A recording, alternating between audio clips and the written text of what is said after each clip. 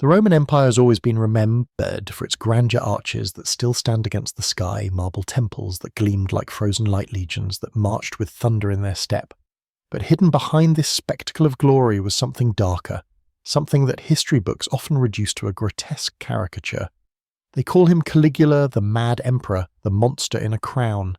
Yet the true horror of his reign was not only in executions or political treachery, it was in how he invaded the most private spaces of human life and turned intimacy itself into a weapon. Imagine Rome at its height, senators cloaked in purple debating law beneath towering columns, generals displaying the spoils of conquest, citizens gathering in crowded forums to hear proclamations read aloud. At the centre of this world stood the emperor, a man worshipped like a god whose face appeared on every coin and whose word carried the force of destiny. To the outside world, Rome appeared indestructible, the pinnacle of civilization. But step inside the imperial palace and the illusion begins to crack. Behind gilded doors and velvet curtains, the emperor's bedroom became more terrifying than any battlefield. What should have been a sanctuary of love and trust was instead transformed into a chamber of fear, humiliation, and political dominance. It was here that Caligula revealed his truest nature, not as a statesman, not as a general, but as a tyrant who believed everybody in Rome was his property. This was power at its most perverse. Armies could be commanded, senators silenced, provinces taxed. But Caligula sought control over something even more primal. The bonds of marriage, the sanctity of family, the very idea that love could exist outside his reach. To him, intimacy was not sacred. It was ammunition, a means of breaking people without swords or chains. He could make men bow by taking their wives. He could unravel families by turning sisters into concubines. He could crush dignity by forcing public applause for acts too cruel to imagine. When we think of tyrants, we often picture battlefields and executions, but Caligula's genius for terror was psychological. He didn't simply want obedience, he wanted submission of the soul, and he found the perfect battlefield for this conquest in the bedroom, the place where trust is most vulnerable. The marble of Rome still gleamed in the sun, but within the palace screams carried through the corridors. Guests at banquets feigned laughter while their hearts pounded in terror. Husbands escorted their wives to the emperor's chamber, powerless to resist. Families staged fake weddings to save their daughters, praying that deception might succeed where honor had no defense. Caligula's reign of terror was not just about ruling Rome, it was about proving that no vow, no bond, no private promise could stand against imperial will. The monster behind the marble was not content to be feared in the forum or worshipped in the temples. He wanted to own the most intimate corners of life, and in doing so he transformed Rome's greatest palace into something more dreadful than any dungeon, a place where love itself became a crime and survival meant surrender. This is the story of how one emperor rewrote the rules of intimacy and turned the human heart into his battlefield. Before we continue, leave a like and subscribe, only if it truly feels natural. And now, softly tell me, where are you listening from? The Rome that Caligula inherited was not the Rome of myth, but a fragile empire balancing on the edge of fear. It was the early 1st century AD, and the Julio-Claudian dynasty, the family of Julius Caesar and Augustus, had turned the republic into a monarchy in all but name. Augustus, the first emperor, had cloaked his rule in the language of tradition and piety. His successor Tiberius ruled with suspicion and secrecy, retreating to the island of Capri while spies and informants tightened their grip on Rome. By the time Tiberius died in 37 AD, the empire was weary. Senators longed for stability. The people longed for spectacle. And into this atmosphere stepped a young man named Gaius Caesar, better known by his childhood nickname Caligula the Little Boots. At first, his reign seemed like a miracle. Caligula was the son of Germanicus, the beloved general whose untimely death had plunged Rome into mourning. He carried the blood of Augustus through his mother Agrippina the Elder. To the Roman people, he was a bridge between past glory and a promising future. Crowds hailed him as the child of destiny. Coins bore his image. Priests offered sacrifices of thanksgiving. For a brief, dazzling moment, it seemed Rome had found its saviour. Ancient writers describe the first months of his reign as a golden dawn. He released political prisoners, restored honours to families disgraced under Tiberius, and showered the people with games and feasts. Rome, which had endured years of paranoia and treason trials, suddenly breathed freely. Statues of Caligula were carried through the streets. Senators praised him as the new Augustus. Suetonius even records that crowds greeted him with tears of joy, overwhelmed that the empire might finally be in gentle hands. But the dawn was short-lived. Within a year, the emperor fell gravely ill. Some sources whisper it was poison, others claim it was a natural fever. Whatever the cause, when Caligula recovered, something had changed. If his early reign had been a performance of generosity, the mask now slipped. Behind it lay a man consumed by suspicion, cruelty, and appetites that no law could restrain. From that point on, his personal vices became political law. He demanded divine honours not as poetic flattery, but as reality, declaring himself a living god. He emptied the treasury on spectacles that blurred the line between festival and madness. He transformed private desires into imperial decrees. And most terrifying of all, he began to see the bodies of his subjects, wives, daughters, even sisters, not as people but as possessions of the throne. The empire itself became a stage for his whims. Senators who once praised him now trembled at his every word. Generals feared that their victories would be claimed or punished at his leisure. Ordinary families lived in terror that their daughters might be noticed, their marriages disrupted, their very homes invaded by the emperor's spies. Rome, with all its power and prestige, had become hostage to one man's mind. This was the empire of fear, marble columns casting long shadows, gilded palaces concealing screens, and a ruler who believed that absolute power gave him the right to rewrite not only laws, but the most sacred human bonds. In Caligula's Rome, the line between private sin and public policy disappeared. What he desired became law, what he envied became crime, and what he feared became treason. The most shocking of Caligula's so-called rules began with marriage itself, the cornerstone of Roman society. Roman weddings were sacred affairs bound by law and religion, celebrated with processions, feasts, and sacrifices to the household gods. A bride's veil symbolized purity, her dowry tied families together, her vows sealed alliances between powerful houses. It was supposed to be the moment when two families intertwined their honor and their future. But under Caligula, that moment of joy became a ritual of dread. He declared that no woman in Rome could belong to her husband until she had first belonged to him. It was not rumour. It was imperial proclamation. He claimed the ius primae noctis, the right of first night. The emperor, who was supposed to be the guardian of Rome's traditions, transformed marriage into his personal hunting ground. Imagine the scene. A villa filled with guests, musicians playing flutes and lutes, garlands of laurel strung across the atrium. The bride, draped in white, is led to the altar by her trembling father. The groom waits proud and nervous. Then the doors crash open. Guards in bronze armour march in eyes, scanning the room. They are not there to bless the union. They are there to enforce the emperor's will. If the bride catches Caligula's attention, the ceremony stops. The musicians fall silent. The laughter freezes. She is seized still in her wedding veil and dragged away while her family stands helpless. The marriage ends before it even begins. Suetonius and Cassius Dio whisper of such moments when Rome's noblest families were reduced to tears in the very hour meant to secure their legacy. The humiliation was not only personal, it was political. To defy the emperor's command was treason. To resist was death. Families grew desperate. Some staged false weddings with decoy brides dressing slaves or less favoured relatives in bridal veils to draw the emperor's gaze away from the true daughter. Others held secret ceremonies at night, hoping to slip under the watchful eyes of Caligula's informants. A few even fled the city altogether, carrying their daughters into exile to escape the marriage tax of the emperor's lust. What made this horror sharper was the sacred weight Romans placed on nuptials. A wedding was not just a contract, it was a holy act. The bride's torch, lit from her family's hearth and carried to her husband's home, symbolized the continuity of Roman life itself.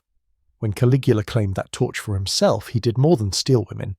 He desecrated the ritual that bound the empire together. The terror seeped into every household.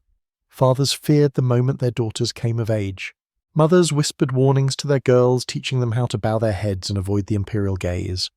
Young men once eager to wed hesitated, knowing their wedding night might be spent in shame and rage rather than celebration, and the emperor relished it. For Caligula, this was not only about pleasure, it was about power. By claiming the right of first night, he proved that no man in Rome, no matter his rank, could protect his own wife. Marriage, once the most intimate covenant, was remade as a performance of submission to the throne. The sacred veil became a shroud of fear. The wedding feast became a funeral of dignity. Under Caligula, the empire's future was not forged at the altar but broken there. What should have been Rome's purest joy was turned into its darkest shame. Marriage in Rome was more than a personal union, it was the very skeleton of society. For the Romans, a wedding was an act of pietas, a duty owed not just to family but to gods and country. Through marriage, lineages, continued alliances were sealed, and the sacred rhythm of Rome's civic life was maintained. A bride did not only enter her husband's household, she carried with her the honour of her ancestors and the future of her children who would inherit citizenship and family name. Every vow spoken before the altar was a promise to the state as much as to the spouse. The ceremony itself reflected this gravity. The joining of hands before witnesses, the sacrifice to Jupiter, the veiling of the bride in flame-coloured fabric, all were signs that marriage was a holy bond overseen by both divine and human law. Even the dowry was more than wealth. It was a covenant ensuring stability, protection, and shared responsibility between families. To violate a wedding was to spit on Rome's gods, its customs, its very identity, and yet Caligula did exactly that. By inserting himself into the heart of this ritual, he transformed the altar from a place of sanctity into a stage for terror. No prayer could shield a family once the emperor's gaze fell upon them. No dowry, however large, could ransom back a stolen bride. A father's authority, once absolute in Roman law, evaporated the instant Caligula's guards arrived. The ritual torch meant to light a new household instead illuminated the fragility of every Roman vow. The psychological toll was devastating. Fathers whose honour lay in protecting their households were forced into silence. Mothers whose duty was to prepare their daughters for married life could only whisper warnings of shame and survival. Husbands robbed of their role as protectors endured a humiliation worse than defeat in war. Caligula did not need to draw blood, he conquered souls at the altar, dismantling the most sacred of bonds. Desperation bred invention. Some noble families bribed priests to delay or falsify ceremonies, hoping to confuse the imperial informants. Others staged elaborate diversions, distracting guards with feasts or parades while the true wedding took place in secret chambers. Stories circulated of fathers disguising their daughters as servants, veiling them in plain cloth, rather than bridal finery so they might slip unnoticed through the city streets. The wealthiest went further still. Whispered accounts tell of senators quietly sending daughters abroad hidden in estates across Gaul or Hispania, far from the emperor's reach. A few even arranged marriages in exile, sacrificing position and inheritance to preserve dignity. But exile came at a steep cost. Abandoning Rome meant forfeiting influence, lands, and often safety itself. Imagine the weight of that decision to uproot your family, abandon your fortune and sever ties with your homeland, all to save your daughter from the emperor's bed. Such choices reveal the depth of terror that seeped into Rome's veins. In a culture where the marriage torch symbolized the light of Rome itself, Caligula became the storm that tried to extinguish it. He mocked the gods, stripped fathers of authority, reduced mothers to silent mourners, and humiliated men at the threshold of their homes. Where weddings had once bound families together, they now revealed how powerless even the greatest houses were under the shadow of imperial lust. The altar, once the most sacred space in Roman life, became another battlefield in Caligula's empire of fear. If Caligula had stopped at brides, his reign of terror would already have been enough to scar Roman society. But he went further. Once he had claimed the first night of virgins, he extended his reach to every married woman in the empire. Wives, the foundation of household honour, were no longer safe. No vow, no status, no husband's power could shield them from the emperor's command. The historian Suetonius writes bluntly that Caligula never spared any man's wife. Cassius Dio echoes this, describing how noble women were summoned to the palace, sometimes under the guise of dining invitations, only for their husbands to be humiliated and their marriages shattered. It was not only lust that drove him, it was a calculated display of dominance. To strip a man of his wife in Rome was to strip him of his dignity, his lineage, and his claim to honour. Picture the unimaginable: a senator who has commanded armies, a general who has triumphed over foreign kings, an aristocrat whose estates stretch across provinces, standing helpless as a messenger arrives with a chilling summons. Your wife is required at the palace. To refuse was treason. To resist meant death. And so these powerful men, rulers of legions and provinces, found themselves powerless in the one arena that mattered most: their own homes. The humiliation was deliberate. Caligula often forced husbands to escort their wives to the imperial chambers, making them complicit in their own disgrace. The long walk through the marble corridors became a ritual of broken pride. Some were even made to wait outside the bedroom listening, as their honour was shredded behind closed doors. Cassius Dio notes how Caligula delighted more in the suffering of husbands than in the women themselves. The theft of intimacy was a theatre of cruelty staged for his amusement. In such a world, love became dangerous. To cherish one's wife openly was to risk attracting Caligula's attention. Husbands grew cold in public, feigning indifference, hoping the emperor's spies would overlook them. Couples avoided gatherings, avoided celebrations, even avoided each other's company for fear of proving too visible a target. The empire began to hollow out from within. Some families chose exile rather than endure the threat. Suetonius records that noblemen fled Rome, abandoning wealth and power, carrying their wives and daughters to distant estates across Gaul, Hispania, or even the remote provinces. They would rather lose everything, lands, titles, citizenship, than risk a summons they could not refuse. Yet exile was no guarantee. Caligula's reach extended far. Governors were ordered to send suitable women to Rome, plucked from their homes like trophies from conquered lands.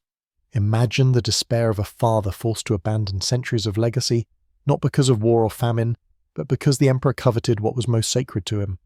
These were not crimes of passion, they were weapons of rule.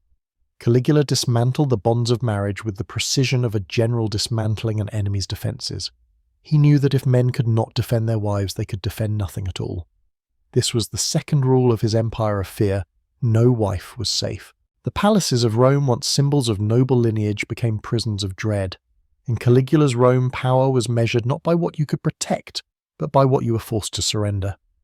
Fear did not move through Rome by accident, it was carried on whispers sharpened by the emperor's spies. Caligula understood that swords and prisons could silence rebellion, but to truly dominate he needed to control the private breath of every household. And so he built a web of surveillance that stretched from the marble corridors of the Palatine Hill to the darkest corners of provincial villas. Ancient writers describe how imperial agents lurked in doorways and markets listening for careless words. But their most effective tools were not strangers, they were the familiar faces inside every home. Servants, slaves, even freedmen who once fetched water or poured wine now doubled as informants. A careless remark at the dinner table, a whispered protest in a bedroom could reach the ears of Caligula by nightfall. To be overheard was to be condemned. The system reached into marriage itself. Husbands and wives, once bound by vows of trust, began to doubt one another. A wife who resisted the emperor's summons might be accused by her own maidservant. A husband's anger could be reported by a client eager for favour. Mothers warned their daughters not to speak their fears aloud, lest a younger sibling repeat them in the hearing of a tutor who owed his position to the palace. Rome became a city where silence was survival, and silence bred suspicion. Some families took desperate measures. Fathers split their households, sending daughters to live with distant relatives in the hope of confusing imperial watchers. Others pretended estrangement from their wives, no longer appearing together in public to avoid drawing notice. Guests were carefully chosen. Gatherings shrank. Laughter itself seemed dangerous as joy could be mistaken for defiance. The atmosphere resembled what later centuries would call a police state. Like the secret networks of the Gestapo in Nazi Germany, or the NKVD in Stalin's Soviet Union, Caligula's Rome relied on the corrosive bond of trust. No one knew who might be listening, who might betray them, who might benefit from their downfall. Suspicion became the oxygen of daily life. And the cruelty of this system lay not only in its reach, but in its effect. When trust corrodes, society unravels. A father could no longer confide in his son. A wife could no longer lean on her husband. Even friendship became perilous, for a careless word could be twisted into treason. Caligula had discovered a weapon more efficient than legions, the fear that lived inside the human mind. In such a world, Rome itself became a prison without walls. Every villa, every banquet hall, every marriage bed was watched, reported, catalogued, and so the emperor ruled not merely by decree but by whisper. He made Rome betray itself. Roman banquets, the convivial, were supposed to be the height of elegance. Reclining couches draped in silk, silver goblets, filled with Falernian wine platters of roasted peacock and honey-drenched dates, all staged to display refinement and culture. For the aristocracy, these evenings were more than indulgence. They were performances of status where wit, poetry and taste demonstrated civilization itself. To be invited to dine with the emperor should have been the greatest honour of all. But in Caligula's Rome, the convivium became a theatre of horror. What should have been evenings of polished conversation turned into spectacles of humiliation, where the emperor's cruelty paraded itself as entertainment. Suetonius writes of Caligula forcing noble guests to endure acts too degrading to describe, while Cassius Dio hints that refusal to participate or even to smile could be fatal. Imagine arriving at the imperial palace.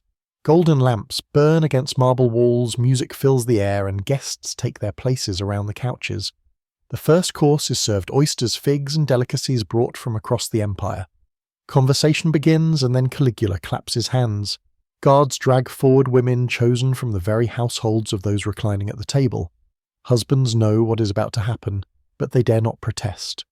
Instead of a poet reciting verses or dancers entertaining the crowd, the emperor commands a violation. In full view of the diners, women are stripped of dignity while their families sit frozen. The marble echoes with forced laughter, clinking goblets, masking the sound of suffering. Guests are expected to applaud, to cheer, to treat the degradation as though it were a gladiatorial contest staged for their delight. To show disgust, to avert one's eyes, even to remain silent, was to risk being accused of treason. The convivium, once a ritual of culture, had been turned into a loyalty test. Roman tradition valued dignitas, the public honour of a man, and pudicitia, the chastity and dignity of a woman. At Caligula's banquets, both were annihilated. Senators who once held the fate of provinces in their hands now trembled lest a grimace betray their horror. Matrons once honoured for their modesty became pawns in a sadistic performance.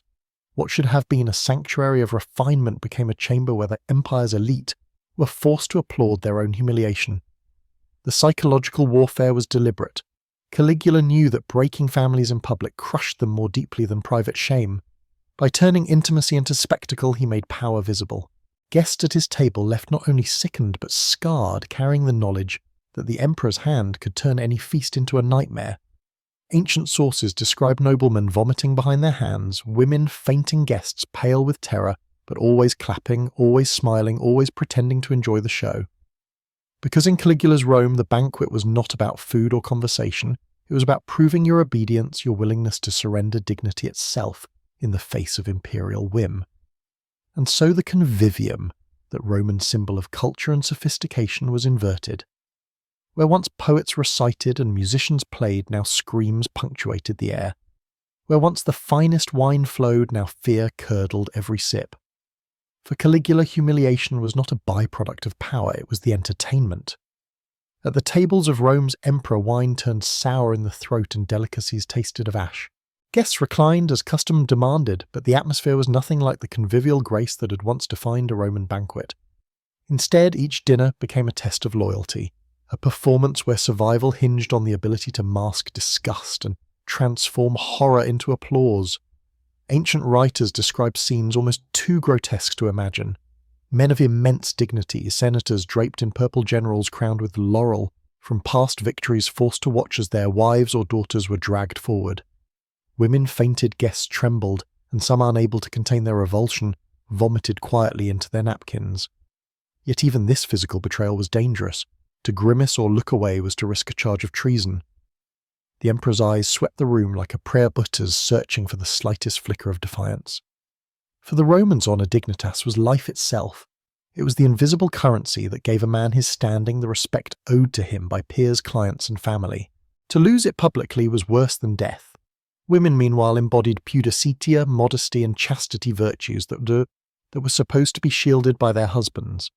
At Caligula's feasts, both ideals were shattered in a single stroke. Husbands sat powerless as the very virtues they were sworn to defend were trampled before their eyes. The shame was not private, it was staged multiplied, engraved into memory. And this was precisely the point. Caligula, according to Cassius Dio, seemed to delight less in the act itself than in the spectacle of male anguish. Watching senators choke back tears, generals grit their teeth in silent fury, aristocrats pale and trembling, this was the theatre he craved. The women suffered unspeakable violations, but the emperor's true audience was their men. By orchestrating these scenes, he turned Rome's elite into actors in his play of humiliation, forcing them to participate in their own degradation. It was more than sadism, it was political theatre of the most diabolical kind. Every scream, every forced cheer, every sickened smile reminded the empire that even its noblest bloodlines were powerless before one man. The banquet became a microcosm of Rome itself, a dazzling stage rich with spectacle, concealing the hollow dignity of those trapped within. Some historians suggest that Caligula derived greater satisfaction from this psychological torture than from physical pleasure. The dinner hall became his amphitheatre, the elite, his gladiators, their honour and shame, the weapons in combat. He could break a man's spirit without lifting a sword simply by forcing him to watch.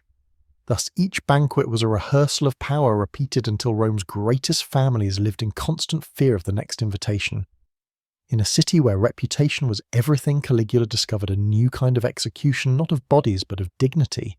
And in Rome that was a death worse than any sword could deliver. Rome was a civilization built on the sanctity of family. At the heart of Roman identity was pietas, the duty owed to God's ancestors and kin.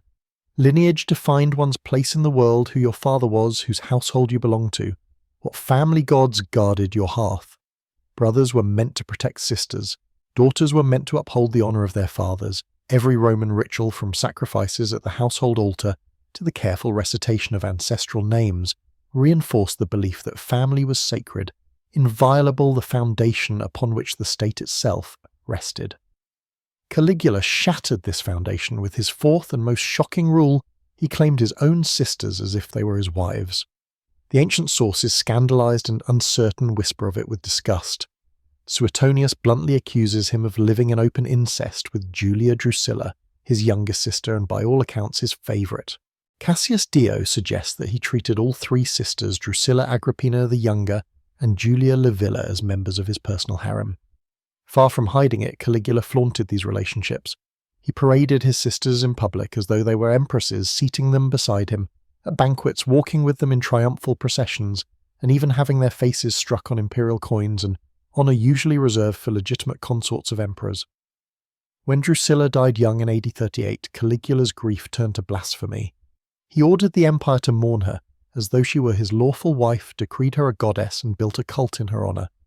Statues were erected, sacrifices offered, temples dedicated, transforming what should have been a private tragedy into a grotesque display of distorted devotion. By elevating Drusilla as a divine consort, Caligula effectively broadcast to the entire empire that even the most sacred boundary, the line between brother and sister, meant nothing to him. The shock of these acts cannot be overstated. Roman law held the family as the nucleus of morality. Incest was not merely a private sin, it was a pollution that defiled the household gods and dishonoured the ancestors. Brothers and sisters were bound by a near-religious obligation of protection and respect. By violating that bond, Caligula mocked the very idea of pietas. The consequences rippled outward. If the emperor could claim his sisters, what family bond was safe, if blood ties meant nothing at the highest level, then trust within the household itself seemed suddenly fragile.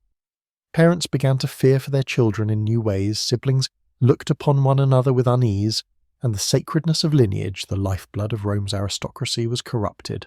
Coins bearing the sisters' faces circulated through the empire, silent witnesses to the emperor's desecration. Each silver denarius, each bronze sestertius passed from hand to hand, carrying not just currency but scandal, a reminder that even Rome's money now proclaimed incest as imperial policy. Caligula did not simply indulge a personal vice. He staged it as theatre, carved it into stone, stamped it into metal, demanded it be worshipped in temples. In doing so, he dismantled Rome's most unshakable institution, the family. This was the fourth rule of his reign of terror, to obliterate the boundaries of kinship itself, proving that no law of gods or men could limit him. The Romans, who prided themselves on discipline and tradition, were horrified by what they saw unfolding in the imperial household. To the public, Caligula's relationship with his sisters was more than scandal. It was a sign that the very foundations of Roman life were cracking. The whispers spread first in hushed tones through the marble corridors of the Senate, then into the smoky taverns of the Subura, and finally into the kitchens of ordinary homes. Everyone knew and no one dared to speak too loudly. Whispers carried venom. Some muttered that the emperor had cursed Rome with his blasphemy. Others dared to say that the gods themselves must be averting their gaze, shamed by the pollution staining the city's heart. Fear accompanied the disgust. For if Caligula was willing to violate the sacred boundary of family, what bond remained untouched? If a brother could claim his sisters without consequence, what was to stop a father from seizing a daughter or a master from treating his household as an extension of the imperial harem? The family in Rome was not a private affair, it was a miniature state. Fathers held patria potestas, absolute authority over their kin. but that authority was meant to protect and preserve, not to corrupt. Mothers symbolized respectability, daughters, chastity, sons, continuity. In each household, the altar of the Lares, the guardian spirits of the family, was a daily reminder that Roman virtue began at home. Caligula's flaunted incest mocked these altars. It mocked every Roman father who swore to protect his children, every Roman mother who prayed for her daughter's purity, every ancestor who had shed blood for the city's honour. Even ordinary households began to fear the collapse of family as an institution. If the emperor, the man Romans were supposed to imitate, showed contempt for blood ties, then what meaning could lineage still carry? The sacred continuity of names, dowries, inheritances, and marriages that had sustained Roman identity for centuries seemed suddenly fragile, as though the emperor's appetite could devour not only his sisters but the very essence of Rome. The symbolism was devastating. Coins bearing the sisters' faces circulated like silent proclamations of corruption, passing from hand to hand in marketplaces and military camps. To spend them was to acknowledge the emperor's will to live under his scandal. Temples to Drusilla as goddess rose as grotesque parodies of piety, forcing Romans to kneel before the emperor's blasphemy. The line between private vice and public religion had dissolved. It was not just incest, it was the symbolic dismantling of Roman identity itself. The empire that once celebrated pietas now worshipped desecration. The household, once the fortress of Roman virtue, was reduced to rubble in the public imagination. The reaction was not open revolt, fear smothered that impulse, but rather a suffocating silence, the kind that eats away at trust, honour and pride until nothing remains. And that silence was perhaps the greatest victory for Caligula. For by transforming his sisters into symbols of submission, he proved to every Roman that even the most sacred ties older than law, older than empire, could be profaned and paraded without resistance. There were moments in Caligula's reign when Rome itself seemed less like the capital of a proud empire and more like a slave market dressed in marble. Nothing illustrated this degradation more vividly than his grotesque auctions of noble women. It was one thing to seize a bride from the altar, another to summon a senator's wife to the palace, but to place Rome's matrons on the auction block to sell them like cattle, while their husbands looked on, was a humiliation without precedent. Ancient accounts describe how Caligula staged these sales as though they were public spectacles. Noble women were stripped of jewels, robes, and dignity, inspected in front of jeering courtiers, their bodies appraised like beasts of burden. The husbands were summoned as well, not to protect their wives, but to participate. They were forced to bid their wealth drained in a sick parody of honour. To refuse to raise a hand meant surrendering their wives to strangers. To bid meant emptying their fortunes into the emperor's coffers, only to see the transaction declared invalid at Caligula's whim. The psychological cruelty was paired with financial devastation. Families who had taken generations to amass land and wealth watched it vanish in a single night. Estates were sold off, dowries consumed, fortunes swallowed by the imperial treasury. And all the while Caligula laughed. The money lined his pockets, funding extravagant spectacles and personal luxuries, while Rome's oldest families bled themselves dry just to cling to a shred of dignity. The degradation was complete because these were not slaves dragged from foreign wars, nor captives bought and sold in markets. These were Roman matrons, daughters of consuls, wives of generals, mothers of citizens. Women who should have been honoured with veils and feasts were treated instead as chattel, reduced to commodities under the emperor's gaze. The slave markets of Rome, usually confined to the forum's side streets, had been imported into the very heart of power. The line between citizen and slave freeborn and captive blurred until Rome's nobility shared the fate of conquered peoples. Imagine the silence of a husband raising his hand with trembling fingers to bid on the woman who shared his hearth, his children, his name. Imagine the hollow victory when he won only to have Caligula sneer and seize both wife and money regardless. What defence remained when even the rituals of commerce were corrupted?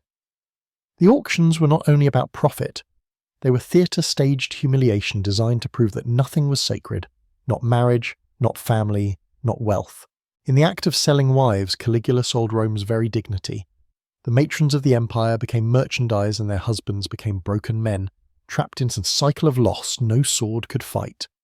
This was Rule 5 of Caligula's reign, to turn matrons into merchandise, to force the guardians of Rome's honour into the role of helpless bidders, and to prove that even the most sacred daughters of the city could be reduced to items on an imperial ledger. Caligula's auctions were not random bursts of cruelty. They were part of a larger system, in which humiliation itself became currency. In Rome, marriage was the glue of society. The exchange of dowries, inheritances, and family names bound the aristocracy together as tightly as laws or armies. By turning marriage into merchandise, Caligula struck at the very foundation of Rome's political order, reducing its noblest families to beggars at his table. The mechanics of it were brutally simple. A husband summoned to the palace faced a trap with no escape. If he bid to reclaim his wife, he bankrupted himself, draining family estates, selling lands, or pawning heirlooms accumulated over generations. If he refused to bid, his silence was interpreted as cowardice or worse, disloyalty. Either way, the emperor won money, flowed into his treasury, while dignity flowed out of Rome's veins. The economics of humiliation became self-reinforcing. Families weakened by financial ruin lost their ability to wield political power, stripping the Senate of independence. Men who once commanded legions or controlled provinces found themselves indebted, dependent, and voiceless. Caligula, who had emptied the treasury through reckless spectacles and building projects, replenished it with the coin of broken marriages. Every sobbing wife sold, every trembling husband bankrupted was another brick in the empire of fear. But beneath the marble surface of obedience, resentment burned. Senators smiled through gritted teeth, courtiers applauded while their hearts clenched with rage. Rome's nobility had been reduced to props in the emperor's theatre of shame, yet memory has a way of hardening into resolve. The humiliation that made men bow also planted the seeds of vengeance. The symbolism was devastating. Marriage was supposed to be the state's strongest covenant, a sacred trust linking families and securing dynasties. By auctioning wives like amphorae of wine or parcels of land, Caligula stripped the covenant of meaning. The bond that should have united Rome's ruling class was instead broken and sold piece by piece. The empire became a grotesque marketplace where loyalty was no longer anchored in duty or tradition, but in the price a husband was willing to pay for his wife's return. And loyalty cannot be bought forever. The very system that enriched Caligula drained the patience of those forced to endure it. Senators humiliated in public began to whisper in private. Generals stripped of dignity began to consider whether swords might restore what coin could not. Resentment coiled in the shadows of the palace, growing sharper with each banquet, each auction, each insult to Rome's most sacred institution. When the dagger finally struck in 41 AD, it was not wielded by strangers or rebels. It was driven by men who had dined with him, applauded him, endured him. Their hatred was not only for his extravagance, his cruelty, or his madness. It was for the way he had reduced them to participants in their own humiliation, for the way he had turned their wives into merchandise and their marriages into public theatre. This was the hidden economy of Caligula's reign, wealth extracted through degradation, loyalty corroded by shame, and an emperor who mistook silence for submission. But silence in Rome was never permanent.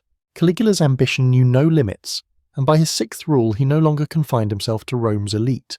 He declared that every woman in the empire, maid, matron, or queen, belonged to him. Ancient writers record his infamous boast, "Rome is my wife." What might sound like metaphor was for Caligula chillingly literal.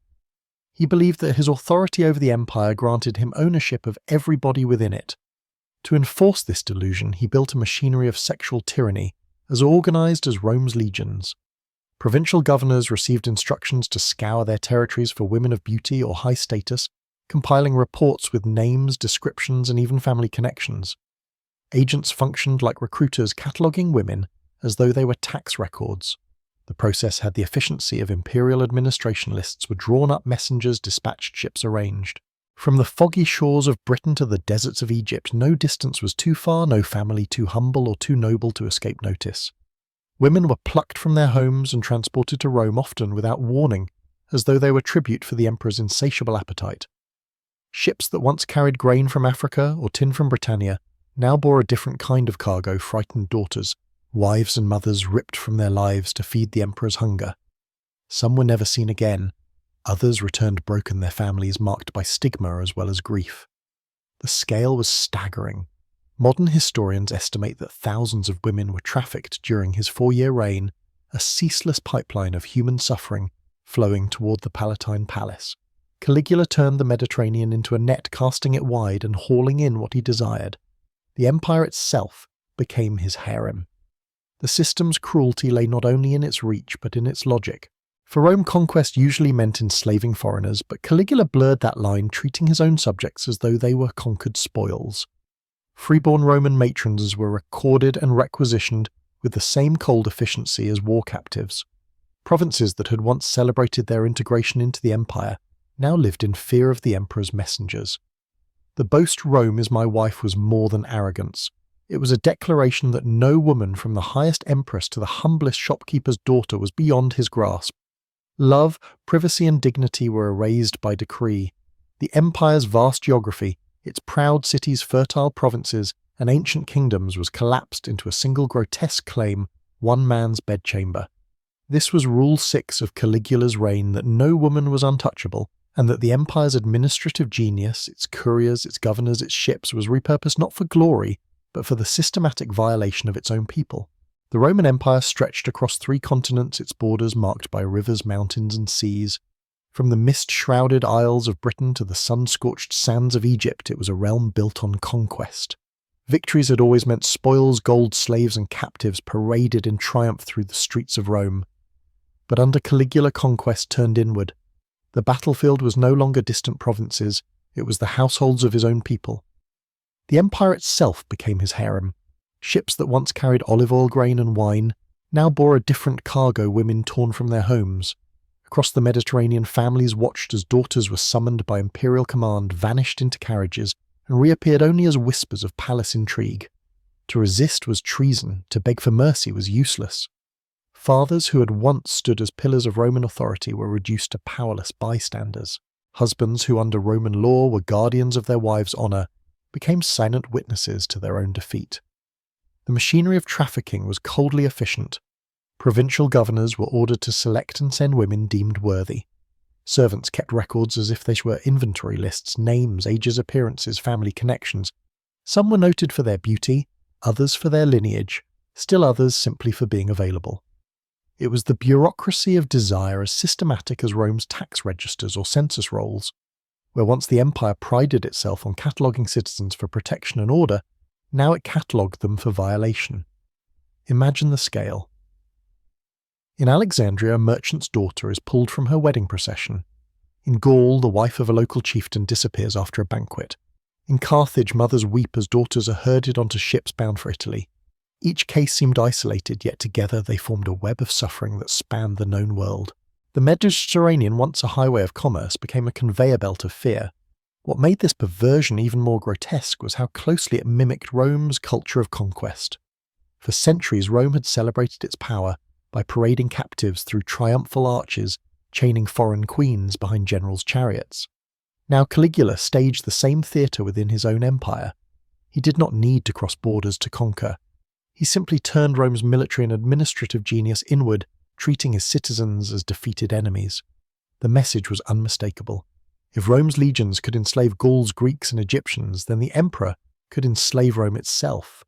The distinction between subject and spoil collapsed. The empire was no longer a realm of citizens bound by law, but a reservoir of bodies bound by imperial whim.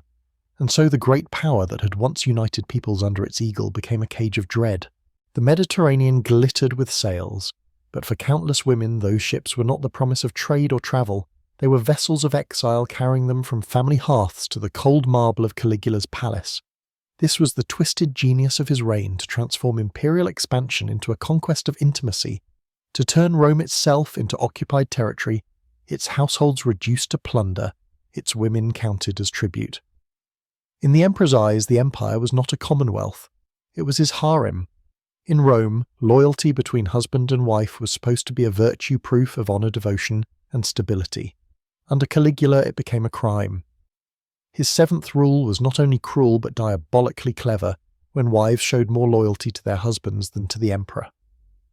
The punishment did not fall on the women, it fell on the men. Ancient sources describe how husbands who resisted Caligula's advances, or whose wives dared to cling to their marital vows, paid with their lives. Some were executed outright, paraded as examples of traitors to imperial will. Others were exiled to remote islands, stripped of property and condemned to die slowly in isolation. Still others were financially ruined, their estates confiscated, their families shattered. What had these men done to deserve such destruction? They had loved their wives too openly, too faithfully, In a world where Caligula demanded all devotion be redirected toward him, the strategy was as calculated as it was perverse. By punishing the men rather than the women, Caligula forced wives into an impossible choice: surrender to him, or watch the man they loved destroyed. In this way, he weaponized love itself, twisting the most sacred bond into a lever of control. Many women, desperate to protect their husbands and children, performed false enthusiasm for the emperor's attention, knowing that any hesitation could spell disaster for their families. Some even betrayed their own spouses under pressure, hoping that sacrifice might spare them worse. This was not simply physical tyranny, it was psychological warfare of the highest order. Modern scholars of trauma would recognize the patterns: coercion through fear, the deliberate breaking of trust, the use of loved ones as instruments of torture. Caligula created what we would now call a system of coercive control where survival required performing submission, even while one's heart broke in silence. The scars of such manipulation ran deep. Husbands powerless to protect their wives carried the torment of dishonor. Wives forced to betray or feign betrayal lived with guilt and shame that no ritual purification could erase. Children grew up in households where love was dangerous, where affection had to be hidden, where every gesture was monitored by spies who reported not just political disloyalty, but emotional loyalty to anyone other than the emperor. Survival strategies emerged, though always fragile. Some families practiced emotional distance in public, pretending indifference, so as not to invite suspicion. Couples developed coded gestures, small touches, secret words that allowed them to express love in ways invisible to the emperor's watchers. Others severed ties, completely convinced that even the appearance of marital devotion was too dangerous to maintain. The psychological toll was immense. Modern psychology tells us that trauma inflicted in intimate spaces where safety is supposed to be absolute leaves the deepest wounds. Caligula understood this instinctively. By turning love into a liability, he made intimacy itself a weapon of fear. This was Rule 7 of his empire: jealousy as punishment, devotion as treason, and the quiet annihilation of trust. In Rome's most private chambers, the most sacred bond of all was twisted into a tool of control, proving once again that under Caligula nothing was safe, not even love. In Caligula's Rome, love itself became perilous. What had once been a private comfort, the glance of affection, the clasp of a hand, the whispered vow between husband and wife, was now a performance with deadly stakes. Under the emperor's jealous eye, even the smallest sign of devotion could be read as disloyalty, a challenge to his absolute claim on every Roman heart. Homes that had once been sanctuaries became stages of fear. Husbands and wives learned to mask their feelings, to keep their voices flat, their gestures restrained, their intimacy hidden in shadows. A smile exchanged at the wrong moment could attract the attention of a watchful servant. A wife who lingered too long beside her husband in the atrium might be reported as resisting the emperor's will. A husband who kissed his wife's hand too tenderly in public risked being accused of placing her above the ruler. This corrosive atmosphere turned marriage into theatre. Couples rehearsed indifference, practicing coldness as though it were armour. A wife might avert her eyes in public, feigning disinterest in the man she loved, while secretly clutching his hand beneath the table when no one watched. Husbands adopted a studied detachment, speaking of their wives with the casual tone of ownership rather than love, hoping to deflect suspicion.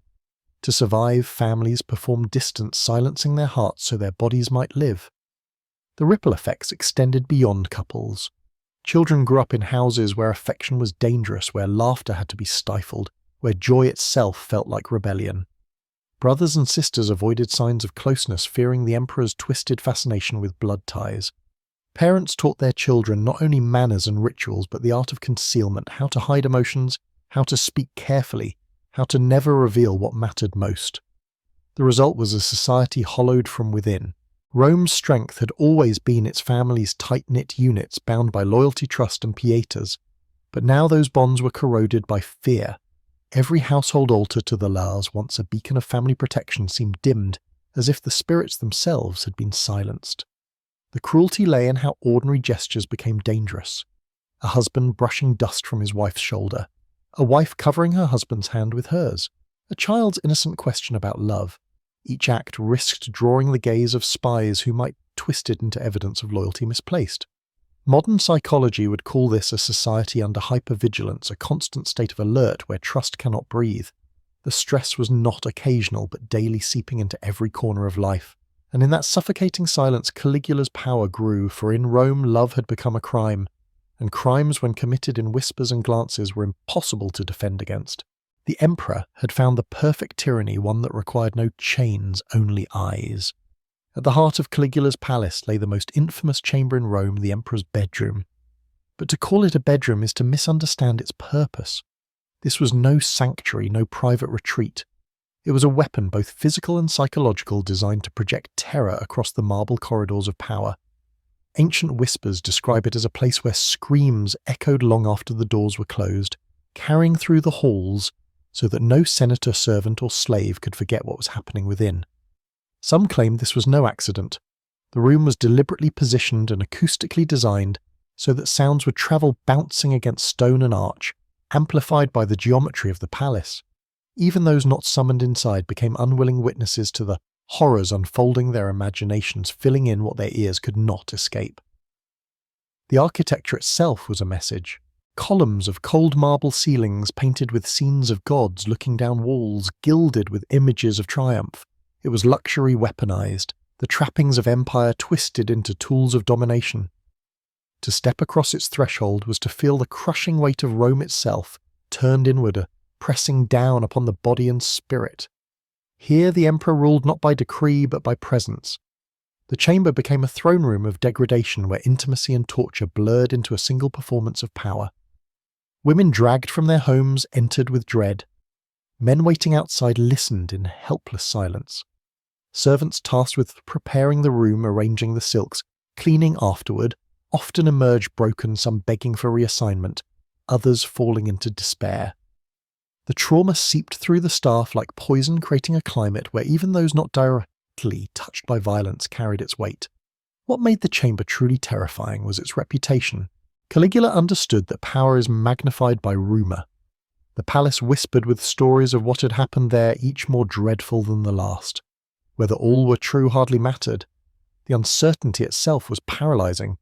People began to imagine the room before they ever saw it, a space where dignity went to die, where the emperor's laughter mingled with cries for mercy. The bedroom's legend was as potent as its reality, ensuring obedience long before the summons arrived. In this way, the imperial chamber became both theatre and symbol. Just as gladiatorial arenas displayed Rome's might through blood, the emperor's bedroom displayed his absolute control over the most intimate boundaries of human life. To be taken there was not just physical violation, it was erasure. One's identity as wife, daughter, mother or citizen dissolved, leaving only the mark of imperial possession. Thus, Rule 8 was not about pleasure but about terror. Caligula transformed the most private space in human existence into the most public symbol of his tyranny. The bedroom was his empire in miniature, gilded, powerful and echoing with screams no one dared to silence. The echoes of Caligula's bedroom did not end when its doors shut. They followed the servants into their sleep, seeped into the corridors, and clung to the palace like a stench. Those who worked closest to the emperor carried the heaviest burden. Slaves ordered to prepare the chamber to change the linens to wash away the evidence of the night emerged, hollow-eyed and trembling. Some were said to mutter prayers under their breath as they scrubbed marble floors. Others fell into a silence so deep it resembled madness.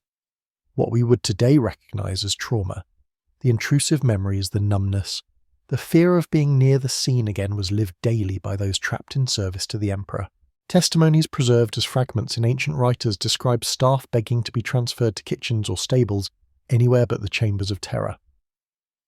One account hints at servants who wept openly after hearing screams reverberate through the halls, unable to forget the sound of desperate pleas unanswered. In the palace, trauma became a form of contagion. Even those who did not witness directly were poisoned by proximity, knowing that any day their daughters, sisters, or even they themselves might be swallowed by the emperor's appetite. This pattern is not unique to Rome. Across history, private chambers have been weaponized as extensions of political power. In the Ottoman Empire, whispers spread of cruel sultans who turned harems into prisons of fear, where women and eunuchs lived under constant threat of violence disguised as intimacy. At Versailles, behind gilded mirrors and velvet curtains, intrigue and manipulation thrived, and kings exploited proximity to the royal bed as a measure of favour or ruin. In modern times, dictators have replicated this pattern in palaces and bunkers alike, private quarters where terror was staged not only to gratify desire, but to broadcast dominance. The universality of this tactic lies in its intimacy. Public executions and spectacles of blood terrify through scale, but private terror cuts deeper. It erodes trust in the sanctity of home, of family, of love. It leaves survivors alive, yet hollow, their dignity stripped more thoroughly than their bodies. The ruler who turns his private chamber into a stage of horror does more than satisfy cruelty. He transforms intimacy into politics, binding obedience not through laws but through fear that penetrates the most personal spaces of life. In Caligula's palace, this shadow spread everywhere. Senators dined under chandeliers but tasted only dread. Servants carried trays but felt they carried coffins. Even the praetorians who guarded the doors knew they stood not at the entrance to a sanctuary but at the threshold of a nightmare. The chamber became less a room than a symbol, a black hole at the empire's heart pulling dignity's trust and hope into its depths. And so the shadows of the palace remind us of a truth repeated across centuries that when power seeks to dominate the private, it achieves a deeper control than armies or laws could ever secure. For what Caligula destroyed was not only the bodies of his victims, but the very idea that home could be safe from the state. By the year 41 AD, Caligula's reign had become unbearable, even for those who once cheered his rise. What began as whispers in corridors hardened into resolve among men who had endured too much humiliation. The Senate despised him for mocking their authority, the people grew weary of his endless spectacles draining the treasury, and even the Praetorian Guard, sworn protectors of the emperor, seethed under his insults and demands. The empire was a theatre of fear, and the actors had grown tired of their parts. The conspiracies began in shadows. Senators met in hushed secrecy, plotting a way to end the tyranny. Courtiers nursed grudges over lost fortunes, stolen wives, and dishonoured names.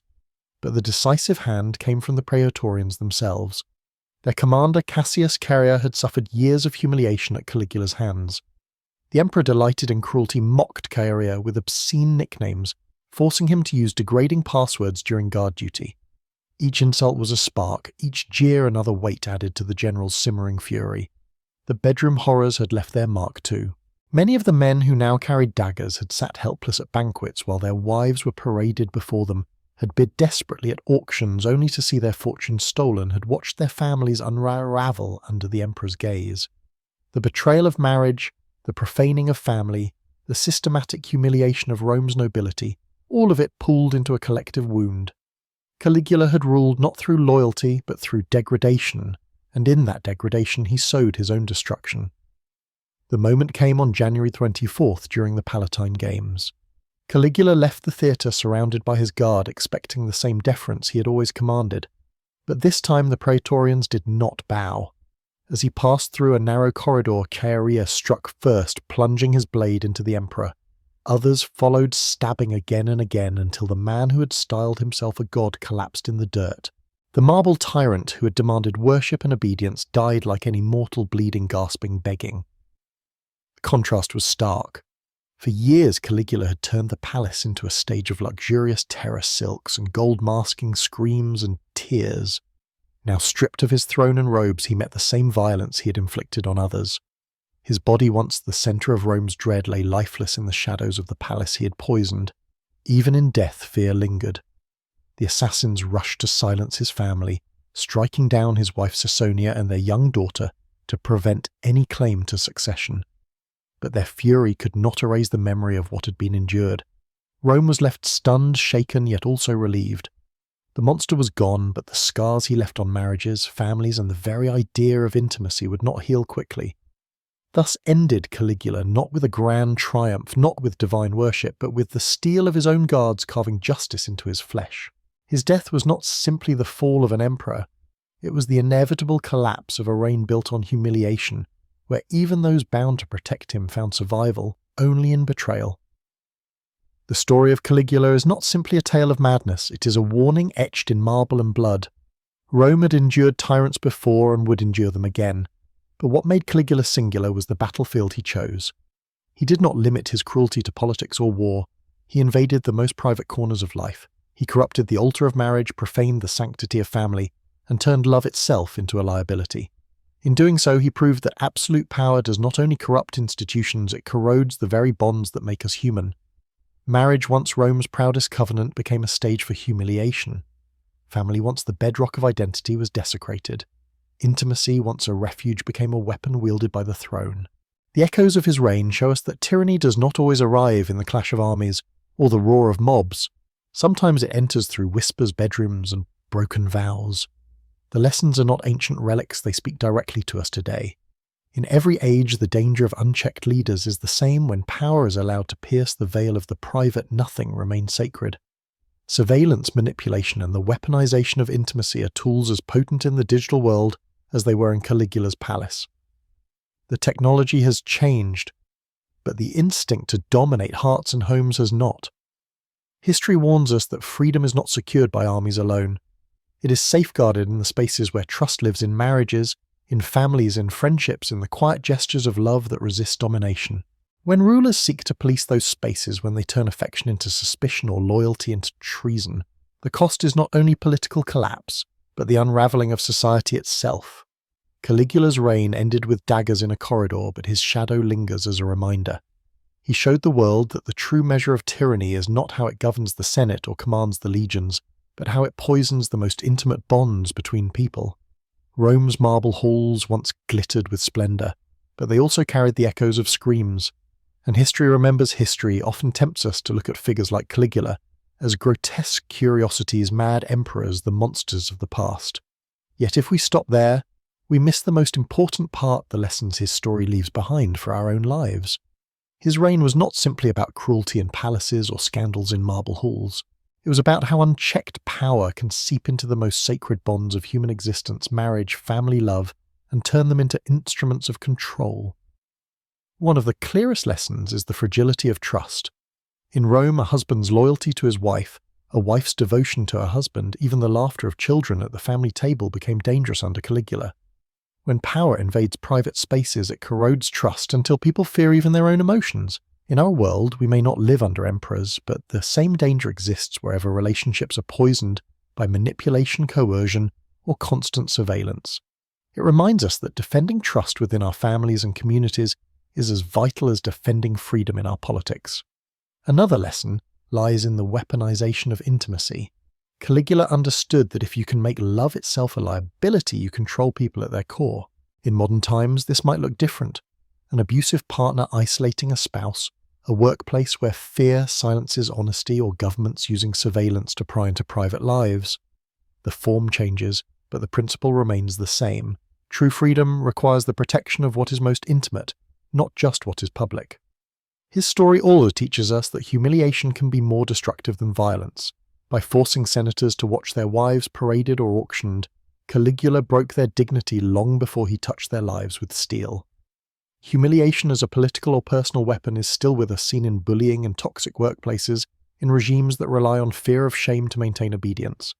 The lesson is that dignity is not a luxury, it is a necessity, and societies that erode it invite collapse.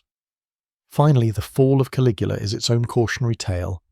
For all his terror, his rule ended not with glory but with betrayal by the very guards sworn to protect him. Fear may command silence for a time, but it breeds resentment that eventually finds a way to speak.